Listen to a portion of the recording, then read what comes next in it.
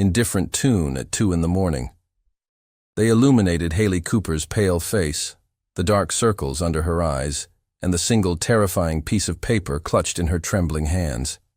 It was a medical bill for $47,000, more money than she had seen in her entire life.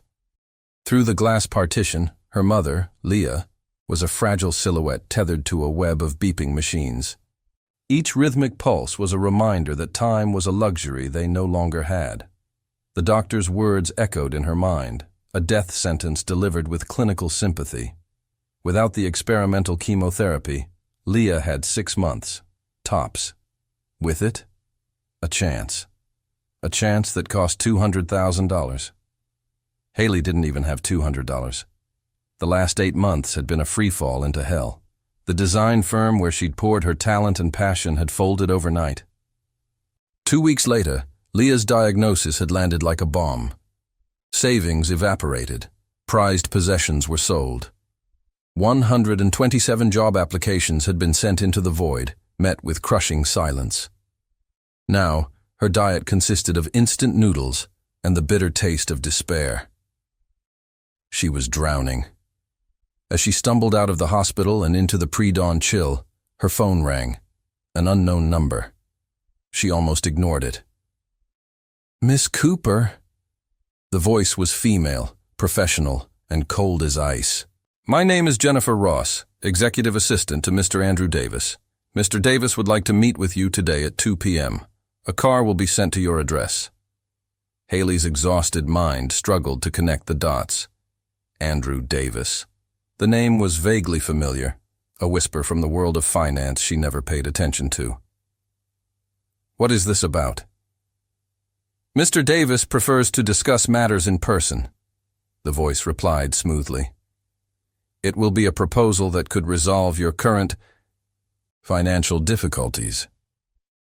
Haley's heart stopped. How? How could this stranger know the intimate, crushing details of her desperation? Before she could form a question, the line went dead. At 1:55 p.m., a black limousine, sleek and predatory, pulled up in front of her crumbling apartment building. It was an alien spaceship landing in a forgotten world. Haley, wearing the only professional outfit she owned, a blouse and slacks that now hung loosely on her frame, stepped inside on shaky legs, with no idea she was stepping into a different life. The car stopped in front of a skyscraper of glass and steel that pierced the Manhattan skyline, the Davis Tower, as in the Davis Banking Corporation. Nausea churned in her stomach. What could a man who commanded empires possibly want with a girl who had nothing? Jennifer Ross guided her through silent, opulent corridors to a set of imposing mahogany doors. "Mr. Davis will see you now." The doors swung open, revealing an office that was more of a sky palace.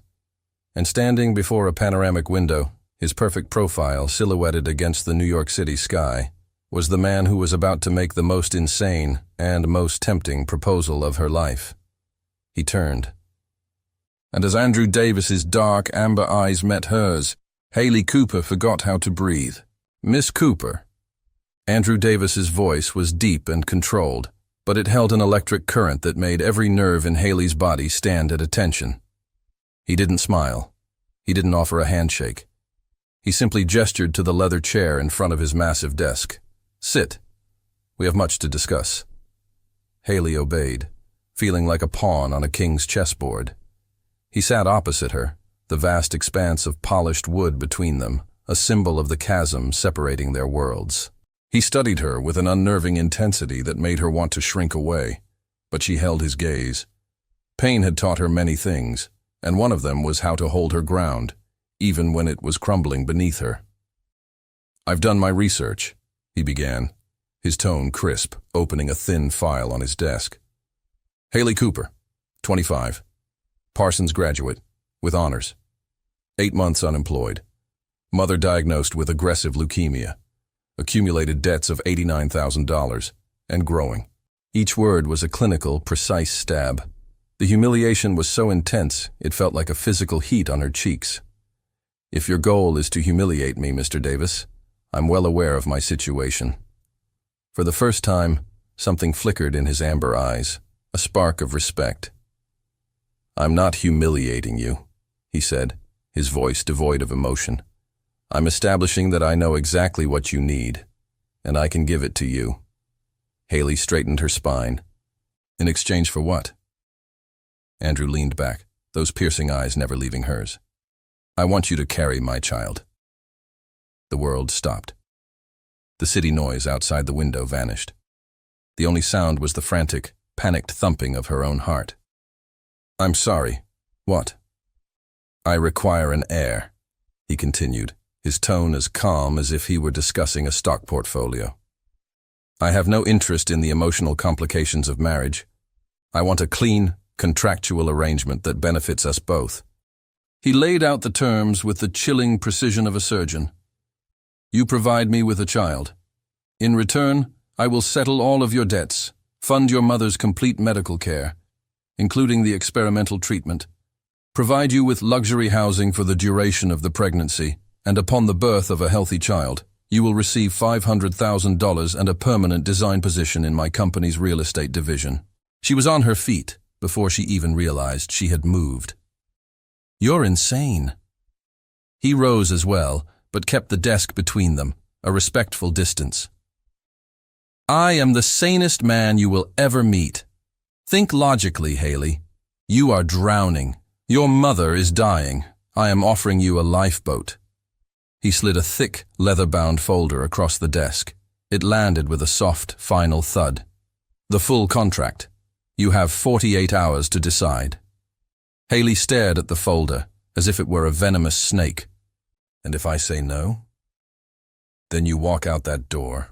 You return to your collapsing life and you watch your mother die, knowing you didn't do everything in your power to save her." The casual cruelty of his words was a blade twisting in her gut, made all the more painful because it was the absolute truth. With a trembling hand, she picked up the folder. It felt impossibly heavy. I need to think," she stammered. "Naturally," he said. He finally moved from behind the desk, and as he drew nearer, she could feel the heat radiating from his body, could smell the subtle, expensive scent of cedar and mint. "But Haley?" She looked up, trapped by his gaze. "Don't let your pride stop you from saving the person you love most." She walked out of that office on unsteady legs, the contract burning in her hands, a single question pounding in her head. How do you put a price on your soul? Haley didn't sleep. For 48 hours, she existed in a waking nightmare, fueled by black coffee and the cold, hard print of the contract. She read it until the words blurred. It was a masterpiece of legal precision, a document that stripped away all humanity and left only the transaction. The carrier agrees to relinquish all parental rights upon birth. The benefactor will have sole and absolute custody. A healthy child is defined as she was an incubator, a vessel. The contract was cold, efficient, and utterly soul-crushing. She visited Leah at the hospital. Her mother was weaker today, her skin more translucent, her smile a little more fragile. The head nurse, a kind woman named Cindy, pulled Haley into the hallway. "Honey, I need to be honest," Cindy said, her eyes full of a pity Haley couldn't stand. "The standard chemo isn't working. If we don't try something more aggressive, and soon—" She didn't have to finish the sentence. The clock was ticking, loud and merciless. That night, alone in her tiny apartment, Haley stared at the eviction notice on her counter. The power was scheduled to be shut off tomorrow. She was at the end of her rope. There were no miracles coming. There was no white knight. There was only Andrew Davis and his impossible, monstrous proposal. Her ex-fiancé, Marcus, showed up the next day, oozing false concern. He'd heard she was in trouble. He offered to help. His help was a condescending offer of a $5,000 loan. "I need $200,000, Marcus," she said, her voice flat. The color drained from his face. "Haley, be reasonable. Get out of my house." After he was gone, the choice became brutally clear. It wasn't a choice at all. It was a sentence. her pride, or her mother's life. She picked up the phone. Jennifer Ross. The assistant's voice was as crisp as ever. Haley took a deep, shuddering breath. "This is Haley Cooper. I accept." A beat of silence. "Excellent. Mr. Davis will expect you tomorrow at 9 a.m. to sign the documents. A car will be sent." The line went dead. Haley dropped the phone, her hand covering her mouth as a silent, wrenching sob was torn from her chest. She had just sold her future, her body, her child. Across the city, in a penthouse overlooking the glittering lights of Manhattan, Andrew Davis stood by a window, a glass of untouched whiskey in his hand. For the first time in a very long time, a flicker of doubt, a feeling dangerously close to guilt, stirred within him. He crushed it without a second thought. This was a business deal, nothing more. The conference room at Davis Tower was glacial. 3 lawyers in identical grey suits, a stone-faced notary, and Jennifer Ross, a sentinel of corporate efficiency, formed a silent tribunal. At the head of the long, polished table sat Andrew Davis, a king presiding over his court. Haley walked in, feeling like a lamb to the slaughter. She was acutely aware of her simple clothes, of the invisible stain of desperation she felt she carried. All eyes were on her. She wasn't a person. She was an asset being acquired. "Sign on each yellow tab, please," the notary said, her voice devoid of any emotion as she pushed the thick stack of papers toward Haley. There were 47 tabs, 47 small yellow flags marking the surrender of her life. As she signed, her hand trembling slightly, she could feel Andrew's eyes on her. She refused to look at him. She focused on the ink, on the crisp scratch of the pen, on the act of signing away her future. With each signature, she felt a small piece of herself die. The clause relinquishing all parental rights was the worst. She had to pause, closing her eyes for a brief second before forcing her hand to move. "It is done," the notary announced, stamping the final page with a heavy, final thud. "Congratulations, Miss Cooper. You are now officially under contract." It sounded like a prison sentence. Jennifer slid a black credit card and a set of keys across the table. "Your first appointment at the fertility clinic is tomorrow at 10 a.m. These are the keys to your new apartment. Your mother's treatment has been scheduled to begin the day after tomorrow." Efficient, mechanical, inhumane. The lawyers and staff filed out, leaving Haley and Andrew alone in the cavernous, silent room. "I need to know one thing," she said, her voice quiet but firm. He looked up, his expression unreadable. "Why me?" she asked. "You could have hired a professional surrogate. Why a desperate, unemployed designer?" A flicker of something, vulnerability, crossed his face before it was gone. "Because a professional does it for the money," he said, his voice low. "You are doing this for love, for your mother." He held her gaze. "And I want my child to be carried by someone who understands what that means, even if I do not."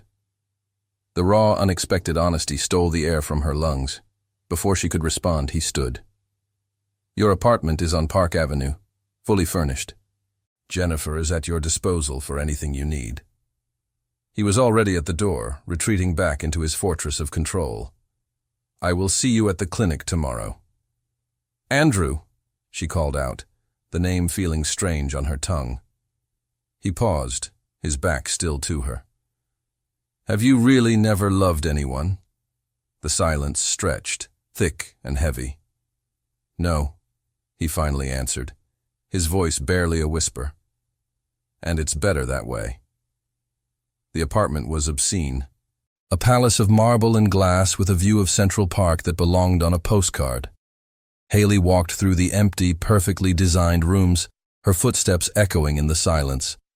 She had never felt more alone in her life. That night, lying in a bed large enough for 6 people, she received a text. "I hope the apartment is suitable. Rest.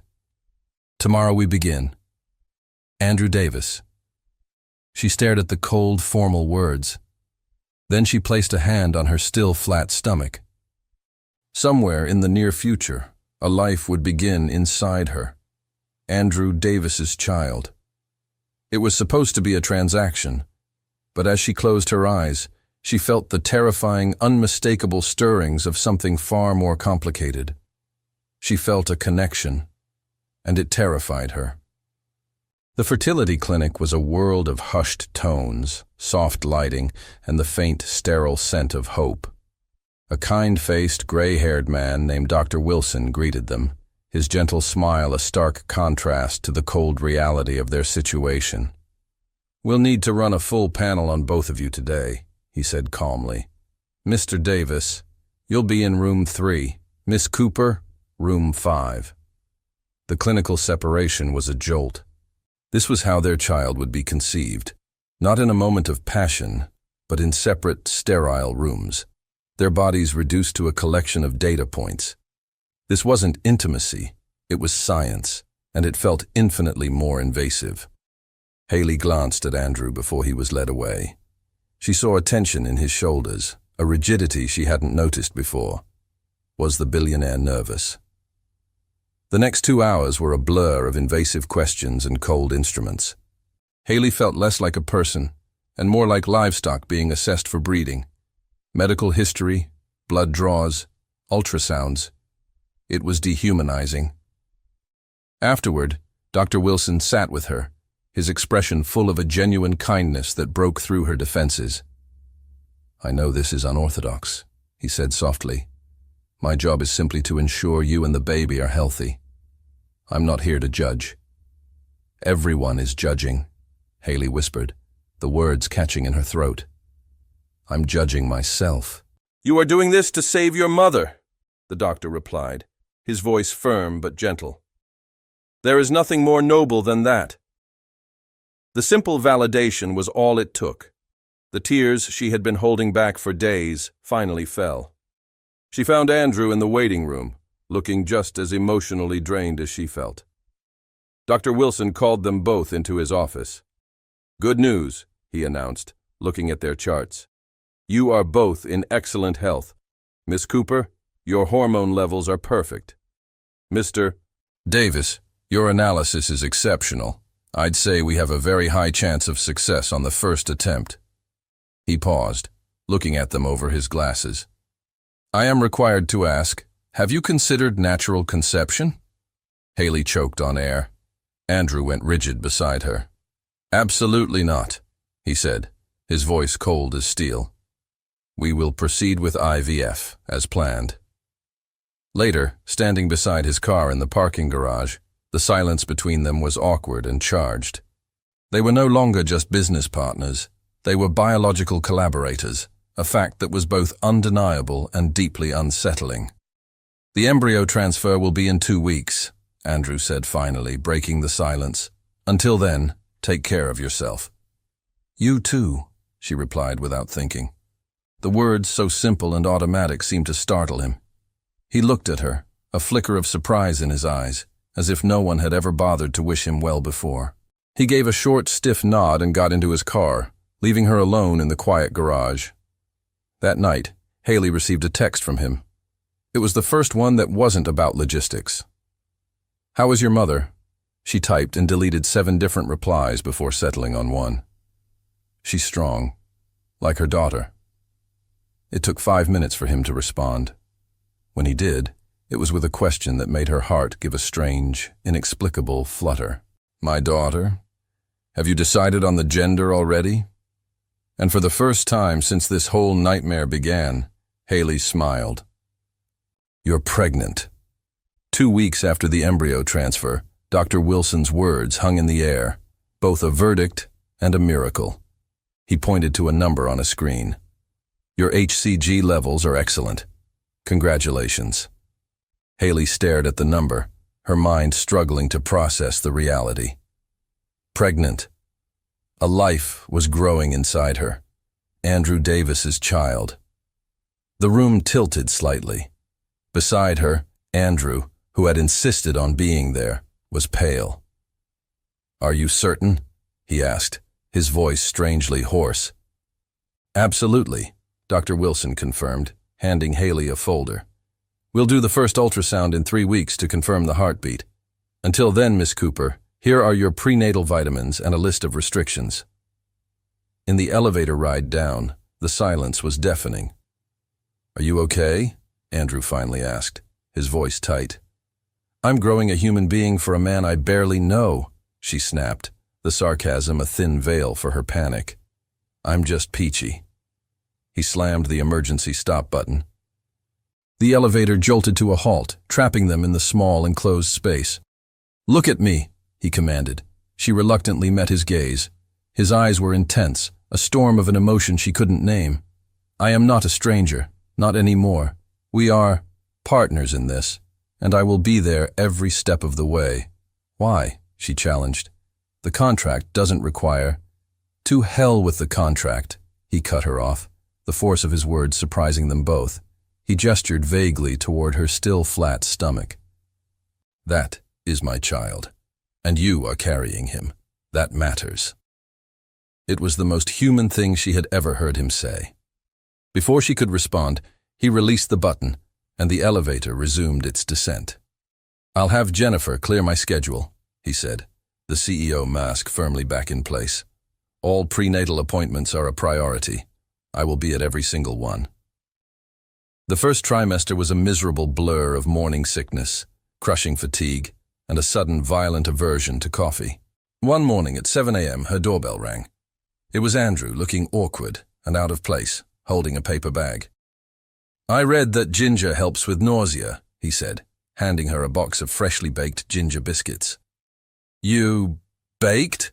she asked, incredulous. "No," he admitted. "Jennifer researched recipes and a chef made them. But the sentiment was mine." It was so absurdly Andrew, delegating an act of care, that Haley laughed, a real, genuine laugh for the first time in days. "Thank you." He lingered in the doorway. "May I come in?" She hesitated, then opened the door wider. It was the first time he had been to her new apartment. He looked around, taking in the personal touches she'd added. Photos of Leah on the fridge, her design sketches pinned to a corkboard, a soft, worn quilt draped over the sofa. "It's cozy," he said, as if the word were a foreign concept. "You say that like it's strange." "It is," he admitted, a vulnerable note in his voice. "My apartment looks like a hotel. This looks like a home." They fell into a new, tentative rhythm. He would appear with bizarre snacks to satisfy her sudden cravings, pickles and ice cream at 11 p.m., or accompany her on slow walks through Central Park. They were slowly, awkwardly, building something that resembled a friendship, until the night she woke up to a terrifying discovery. Blood, panic, absolute and icy, seized her. She called him, her voice choked with sobs. "I'm bleeding." "Oh God, Andrew, I'm losing the baby." "I'm on my way," he said, his voice a calm, steady anchor in her storm. "Don't move." He was there in 12 minutes, breaking at least 5 traffic laws to do it. He swept her up into his arms without asking and carried her to the car, racing to the hospital where Dr. Wilson met them. In the back of the car, Haley gripped his hand, her knuckles white. "What if—" she whispered, unable to finish the thought. "Don't!" he said fiercely, his fingers tightening around hers with a strength that betrayed his own terror. "It's going to be okay." But as they sped through the sleeping city, she realized with a jolt that he was just as terrified as she was. When had this baby become more than just a clause in a contract for him too? The ultrasound room was dark and cold. Haley lay on the examination table, her hand clutching Andrew's, her knuckles white. He stood beside her, a rigid statue of anxiety, his eyes locked on the blank screen. The bleeding had been minor, what Dr. Wilson had called spotting. But the fear it had ignited was all-consuming. The doctor moved the transducer over her still flat stomach. The silence in the room was absolute, broken only by the frantic thumping of Haley's own heart. She held her breath, bracing for the worst. And then a sound, a rapid, rhythmic, Whoosh, whoosh, whoosh filled the room. It was the most beautiful sound Haley had ever heard. "And there we are," Dr. Wilson said, a warm smile in his voice. "A strong, steady heartbeat. 145 beats per minute. Absolutely perfect." A sob of pure, unadulterated relief escaped Haley's lips.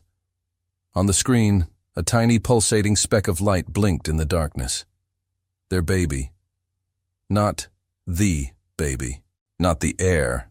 Their baby.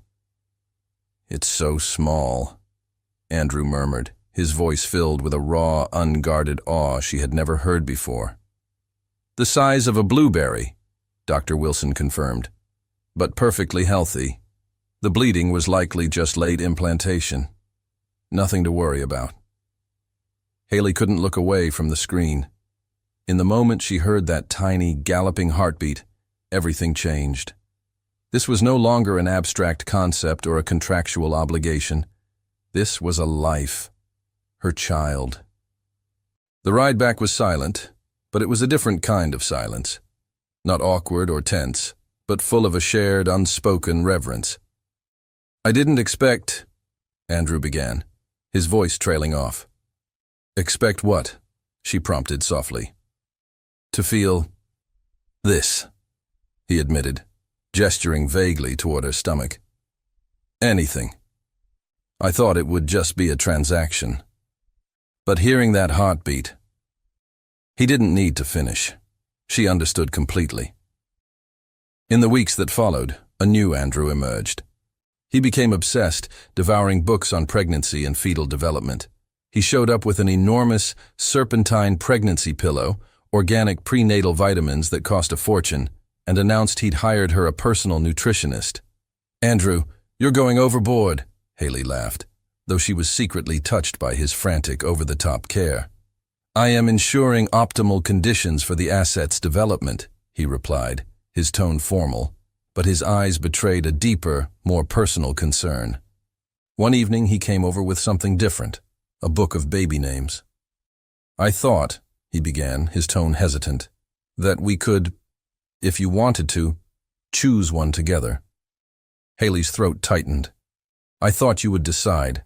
You have sole custody, the contract says." "It's your child too, Haley," he interrupted gently. "For the next 7 months and in a way, forever. You deserve a voice." It was a turning point. They spent the evening on her sofa, laughing at ridiculous names, debating classic versus modern, his usual guarded demeanor melting away. It was easy. It was fun. "I always dreamed of naming my daughter Leah," Haley said softly, without thinking. "After my mother and grandmother." Andrew grew quiet. "Leah is a beautiful name." He paused. "And if it's a boy?" She smiled, a real tremulous smile. "I've always loved the name Matthew." "Matthew," he tested the name on his tongue. "Matthew Andrew Davis. Leah Haley Davis." They looked at each other, and something profound and unspoken passed between them. This had become dangerously, beautifully real. That night, Haley woke at 3 a.m., a common occurrence now. She texted him, a simple complaint about heartburn. His reply was immediate. "Warm milk, and sleep propped up on pillows. It will pass." "You're still awake," she typed. "Always." "Why?" The pause before his reply was longer this time. "Because when I close my eyes, all I can hear is that heartbeat. And it scares me how much it matters." Haley stared at the message until the screen went dark. They were in uncharted territory now, a place of shared fear and burgeoning hope that no contract could ever define. The 12-week scan was supposed to be a routine milestone. Haley was just beginning to show, a small, secret curve that she'd find herself protectively cradling, without thinking. Andrew, true to his word, was there, his focus entirely on the ultrasound screen, a quiet intensity in his eyes. They were discussing the results with Dr. Wilson when the door to the examination room opened without a knock. An elegant woman in her early 60s, dressed in a Chanel suit that screamed old money and authority, swept into the room. Andrew, darling, I was in the neighborhood and thought I'd—" Her words died as her sharp, assessing eyes landed on Haley, and then, with unmistakable clarity, on the gentle swell of her stomach. The woman's polite smile froze, cracking like thin ice. "Who?" she asked, her voice dropping several degrees. "Is this?" Andrew's entire body went rigid. "Mother," he said, his voice like chipped stone, "I wasn't expecting you." "Clearly," Catherine Davis replied, her gaze dissecting Haley with a look of cold disdain. "I'll ask again. Who is she, and why is she visibly pregnant?" The air in the room became thick and unbreathable. Dr. Wilson, sensing the impending explosion, excused himself with diplomatic haste. Haley wished the floor would swallow her whole. Andrew stood up, subtly positioning himself between her and his mother, a silent protective barrier. "This is Haley Cooper," he said, his voice flat and devoid of emotion. "She is carrying my child under a contractual agreement." Catherine paled, then flushed a deep, furious red. "You hired a surrogate?" she hissed, her voice a venomous whisper. "Without consulting me? Without any regard for our family's lineage?" "I don't need your permission to secure an heir," Andrew shot back, his own anger simmering. "An heir born of a business transaction? You've disgraced the Davis name." The argument escalated, a brutal volley of accusations and long-held resentments. Haley listened in horror as Catherine spoke of legacy, of bloodlines, of suitable marriages Andrew had rejected, of the constant disappointment he had been to his family.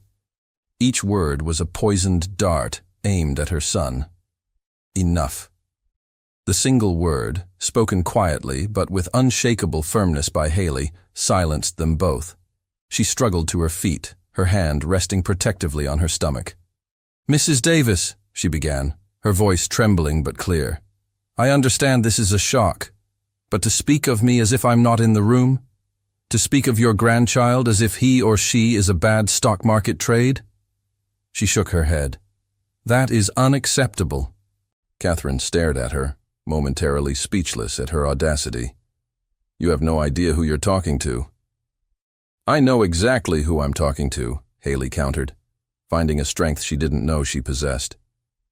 "I'm talking to a woman who has clearly never told her son that she loves him." The barb hit its mark. Catherine recoiled as if struck.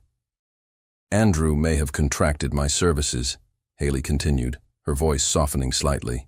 "But this baby is not a transaction. This baby is a life. And if you can't see that, then maybe Andrew is right to keep you at a distance." She turned and walked out of the room, her heart hammering against her ribs. Andrew followed a moment later, catching up to her in the hallway. "Haley, wait. Is she always like that?" Haley asked, a hysterical laugh bubbling up. "Usually worse," he admitted, a wry, pained smile on his face. He looked at her, his expression full of a new, profound respect. "Thank you," he said softly, "for defending me." "Someone had to," she replied. After the confrontation, Andrew became distant. For 3 days, there were no texts, no visits, no ginger biscuits. The silence was a cold, hollow ache in Haley's chest. She told herself it didn't matter. It was just a contract. But it was a lie, and she knew it. On the 4th night, he appeared at her door at 10 p.m., looking haunted and exhausted. "Can I come in?" Inside, the dam of his composure finally broke. "My father called me today," he said, his voice rough. "He told me I'm dishonoring the family, that I should have made a suitable match." He looked down at his hands. "He disinherited me." Without thinking, Haley reached out and took his hand. "Andrew, I'm so sorry." "Don't be," he interrupted, his gaze lifting to meet hers. He looked at their joined hands, then slowly, deliberately, placed his other hand on the gentle curve of her stomach. She froze at the contact, the warmth of his palm seeping through her shirt. "For the first time in my life," he whispered, his voice thick with a terrifying, beautiful revelation. "I don't care about their approval. I care about this." His hand moved slightly, a gentle caress over the life they had created. I care about the two of you, and that scares the hell out of me. They stood there, frozen in a moment of profound, terrifying intimacy. They had crossed a line they had never intended to approach, let alone cross. This was no longer a business deal. It hadn't been for a long time. But neither of them was brave enough to say it out loud. At 24 weeks, Haley was undeniably pregnant. The gentle curve had become a proud, round belly that she now cradled instinctively. The baby was active, a tiny gymnast using her ribs as a personal trampoline. One evening, she was curled on the sofa when a particularly sharp kick made her yelp. "Ow!" Without thinking, she texted Andrew. "Your son is using my ribcage as a punching bag." The reply was instantaneous. "Can I feel?" She hesitated for only a second. "Apartment 14B. He arrived in 20 minutes, looking uncharacteristically nervous as he stood in her living room.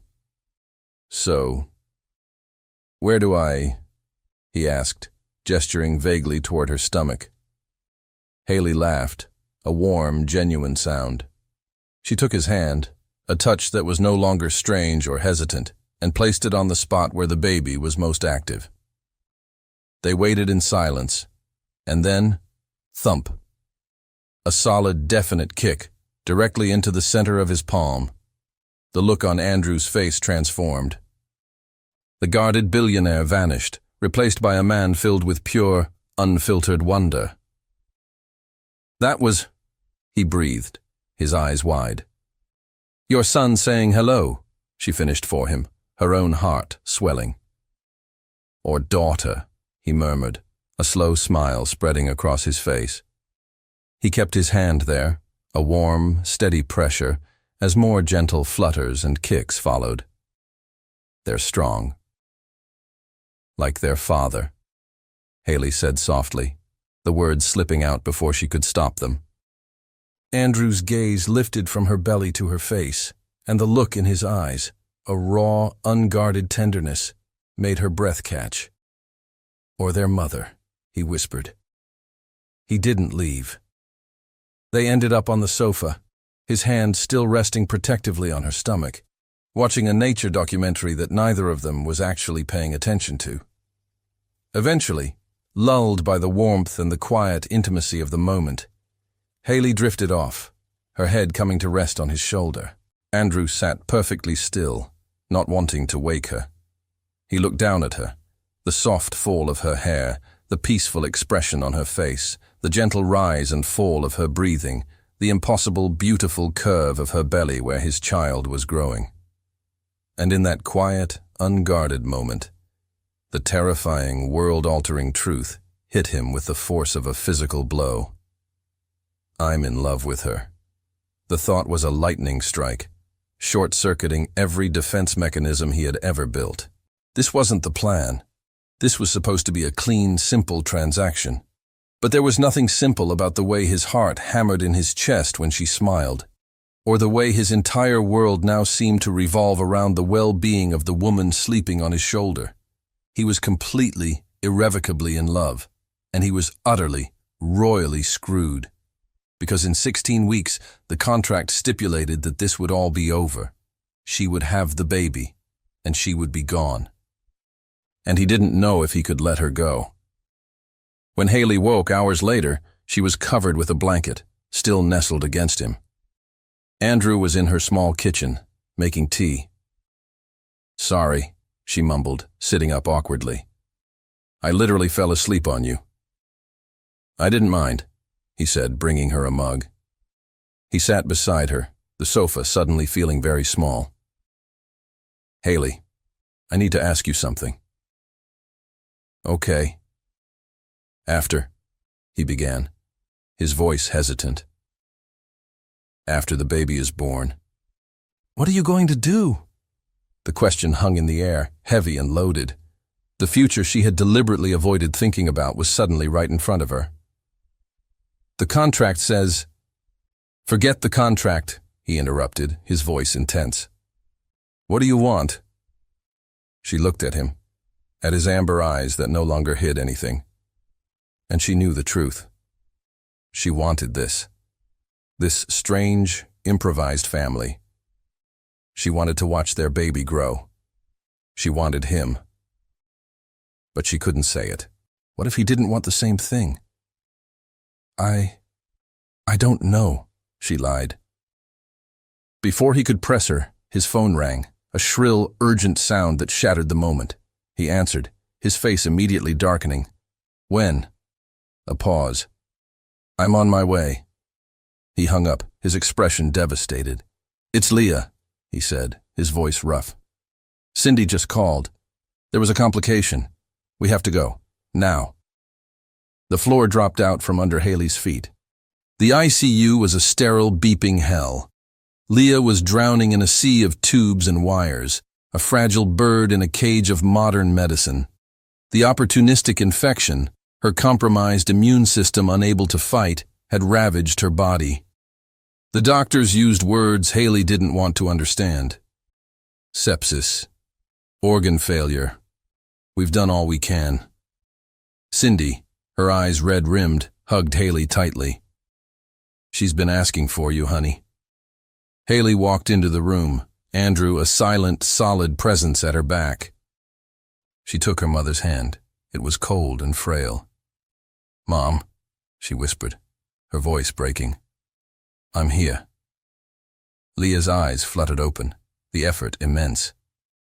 My girl, she breathed, her voice a mere thread of sound. You're going to get better, Haley insisted, tears streaming down her face. The treatment was working. Honey, Leah whispered, using the childhood nickname that shattered Haley's heart. Don't lie. Not to me. She squeezed Haley's hand with surprising strength. You did more than any daughter should ever have to do. You gave me time. Time to know I'm going to have a grandchild. A faint, beautiful smile touched her lips. I have no regrets. You can't leave me, Haley sobbed. I did all of this for you. Promise me something, Leah rasped, her gaze drifting to Haley's swollen belly. Love that baby, no matter what the contract says. You love that child with everything you have. Her eyes then found Andrew, standing respectfully in the doorway. And him. He's a good man. I see the way he looks at you.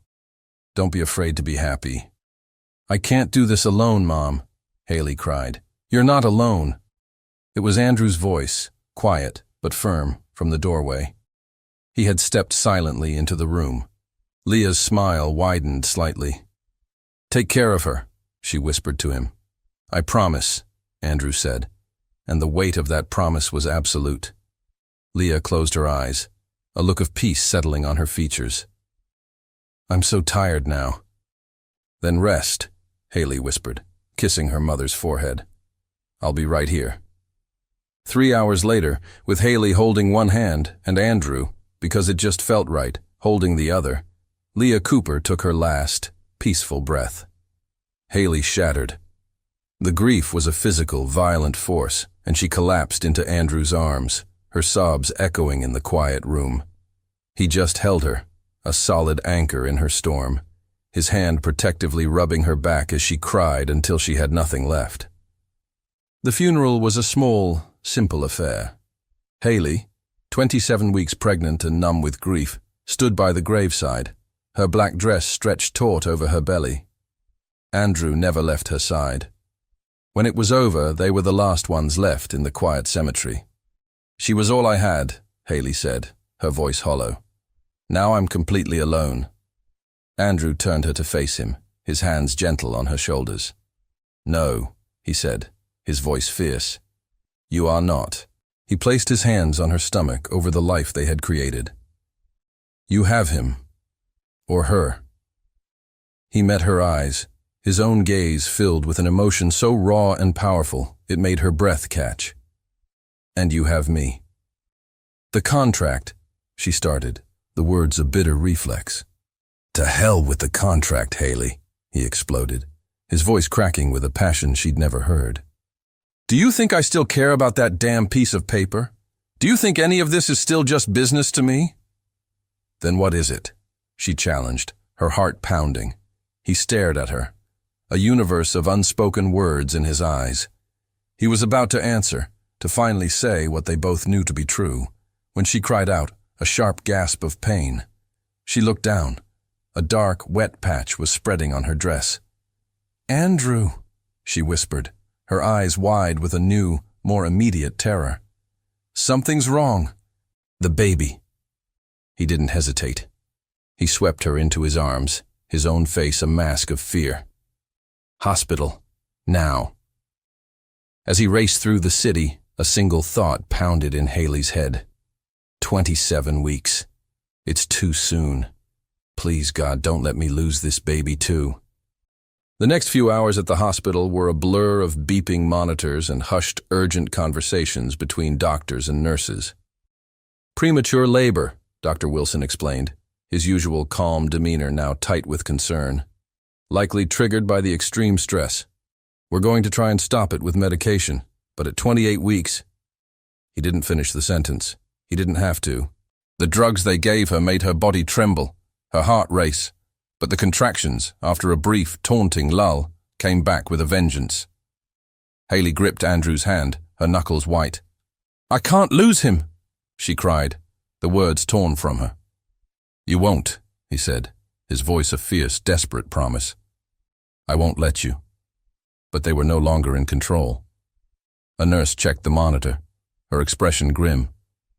"The baby is in distress. His heartbeat drops with each contraction." "Doctor," Wilson made the call. "We can't wait. We have to deliver. Now." Everything became a chaotic rush. Haley was being wheeled down a hallway, the ceiling lights a series of white flashes above her. She saw Andrew trying to follow, his face a mask of helpless terror. "I need to be with her," he argued with a nurse. "I'm sorry, sir. It's an emergency C-section. It's not possible." He was being held back. The last thing Haley saw before the doors to the operating room swung shut were his eyes, wide with fear and a desperate, unspoken love.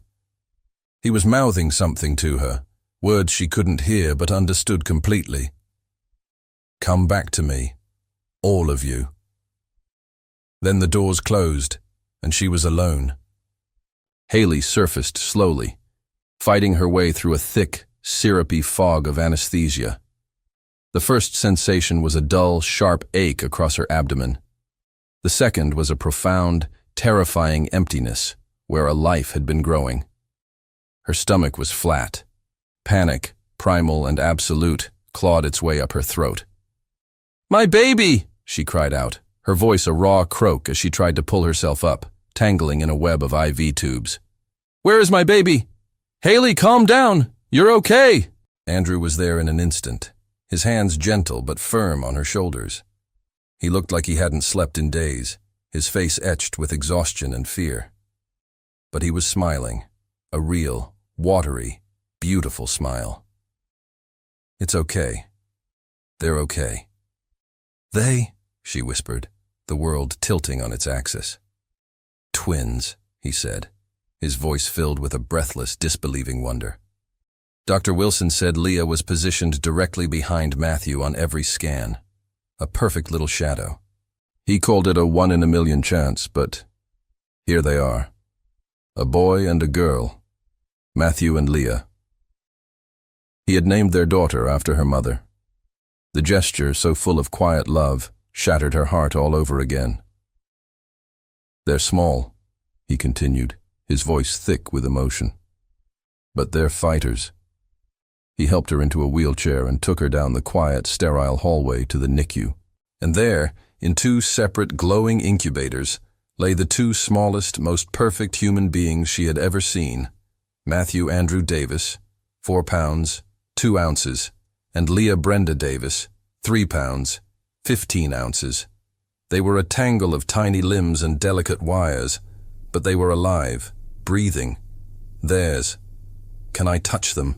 Haley whispered, her voice choked. A nurse with kind eyes nodded. Through the portals, a gentle touch is encouraged. Haley reached a trembling hand into Leah's incubator, her fingers brushing against an impossibly tiny hand. The baby's fingers, no bigger than a grain of rice, instinctively curled around hers. A sob broke from Haley's chest, a sound of pure, overwhelming love. Beside her, Andrew was doing the same with Matthew, tears streaming unashamedly down his face. "They're perfect," he murmured, his voice cracking. "They're perfect and they're ours." The next few days were a roller coaster of hope and fear. Matthew, the stronger of the two, improved steadily. But Leah struggled, her premature lungs fighting for every single breath. Haley and Andrew lived at the hospital, moving between the two incubators like satellites. Their world shrunk to the rhythmic beeping of monitors and the fragile rise and fall of their children's chests. One night, sitting exhausted between the two incubators at 3 a.m., and Haley finally asked the question that had been hanging between them since her water broke. "What do we do now, Andrew? About us?" He took her hand, his thumb stroking her knuckles. "I tear up the contract," he said, his voice low and certain. "We make this real. You, me, Matthew and Leah. A real family." "What if it doesn't work?" she whispered, voicing her deepest fear. "What if it does?" he countered, turning her to face him. "Haley, look what we've created." He gestured to the two tiny fighters in their plastic wombs. "They exist because we chose this. We chose to risk everything. So choose again. Choose me." She looked at this man. The cold, calculating billionaire she had met months ago was gone, replaced by the father of her children, the man who had held her as her world fell apart, the only person she wanted by her side for the rest of her life. "Yes," she whispered, tears of her own now falling. "I choose you." He leaned in and kissed her, their first real kiss, not born of a transaction or unspoken tension, but of a shared, profound love forged in fear and hope. As they pulled apart, a nurse was smiling at them from the doorway. "Sorry to interrupt," she said, "but Leah's breathing has stabilized. She just turned a corner." She winked. I think she felt that. The next few weeks saw Leah improve exponentially. Finally, 6 weeks after their premature birth, Dr.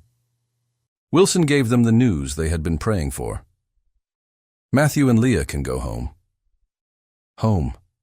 Not her apartment, not his penthouse. A house. A real house with a garden in a quiet neighborhood that Andrew had bought, and that Haley had from her hospital bed designed the interiors for.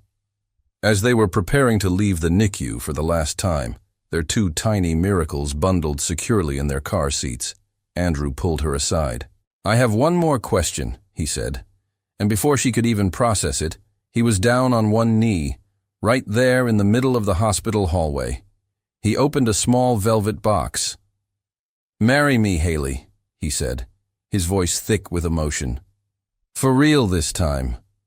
Not because of a contract, but because I love you, and I want to wake up next to you for the rest of my life." Laughing and crying all at once, Haley gave him the only answer there was. Yes. 1,000 times, yes. The first weeks at home were a beautiful, chaotic symphony of life. 2 premature babies meant feedings every 2 hours, a mountain of tiny diapers, the constant low-grade hum of parental anxiety, and a level of sleep-deprived exhaustion Haley never knew was possible. At 3:37 a.m., she'd be nursing Leah, whose tiny mouth latched with a fierce determination, while across the room, Andrew gave Matthew a bottle, his large hands looking impossibly gentle holding the tiny infant. They were 2 ghosts haunting the quiet, moonlit nursery, united in their exhaustion and their overwhelming love. "Will we ever sleep again?" Haley groaned one night, her head lolling against the rocking chair. "When they go to college," Andrew replied without missing a beat, his voice a low, tired murmur. But he was smiling, that exhausted, utterly besotted smile that had become her favorite thing in the world. "Is it worth it?" she whispered. He looked from Matthew's sleeping face to hers, his eyes soft in the dim light. "It's worth everything." They found their rhythm in the chaos. Andrew, the man who ran a global empire, became a surprisingly adept diaper changer. Haley, who once designed luxury interiors, now considered it a victory to shower and drink a cup of coffee before it got cold. They were a team, a partnership forged in the trenches of new parenthood. They took shifts. They supported each other through moments of doubt, and they celebrated every tiny milestone with a reverence that felt sacred. Matthew's first real smile, Leah finally hitting a healthy weight, the first time both babies slept for a 3-hour stretch. One afternoon, Mrs. Cindy, the kind nurse from the hospital, came to visit, bringing a casserole and her calming presence. She held Leah, her experienced hands a comfort. "Leah would be so proud of you, honey," she said, her eyes misty. "So proud of the mother you've become." Haley's eyes filled with tears. Postpartum hormones were a brutal, unpredictable tide. She would have loved them so much. "She knows," Andrew said softly, coming up behind her and wrapping his arms around her waist. "Wherever she is, she knows, and she's smiling." 3 months after the twins' birth, the doorbell rang. Haley opened it, her body instantly tensing for a fight. It was Catherine Davis. But the woman standing on her doorstep was not the icy queen she had met at the clinic. She looked smaller, her usual armor of Chanel and judgment replaced by an air of hesitant humility. "May I come in?" Catherine asked, her voice quiet. Haley hesitated, then stepped aside. In the living room, Catherine saw Matthew asleep in his swing and Leah being held by Andrew, who had gone rigid at the sight of his mother. "I came to apologize," Catherine said, the words sounding foreign and difficult on her tongue. She looked from Haley to Andrew. "I was horrible. I was so obsessed with legacy and appearances that I forgot what a family truly is."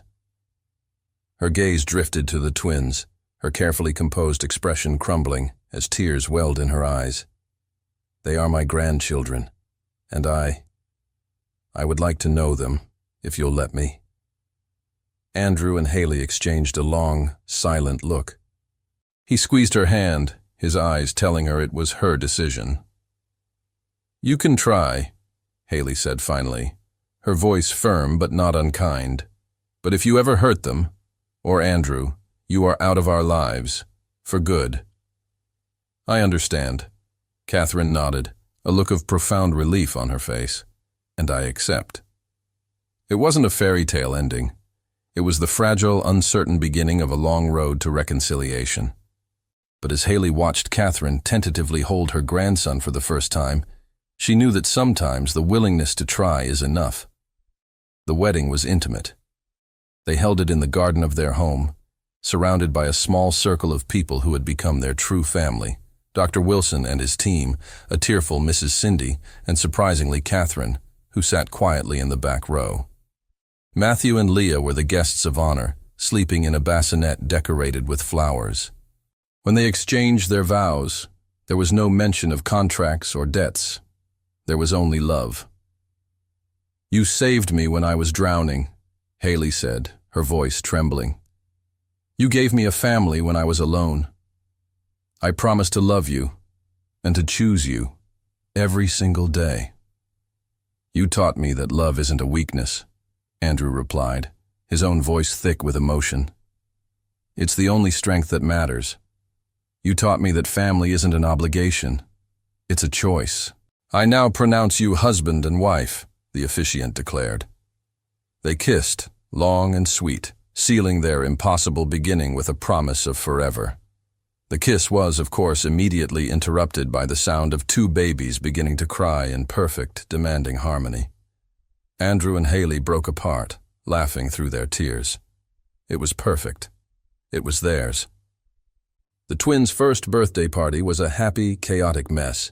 Blue and pink balloons bobbed in the gentle breeze. The backyard was filled with friends and laughter, and the dessert table was under constant, sticky-fingered assault. Matthew, now a wobbly, determined toddler, chased after the golden retriever they'd adopted, his giggles echoing through the garden. Leah, more cautious and observant, watched from the safety of the picnic blanket before making her own careful attempt to stand, immediately tumbling onto the soft grass, and looking to her mother for reassurance.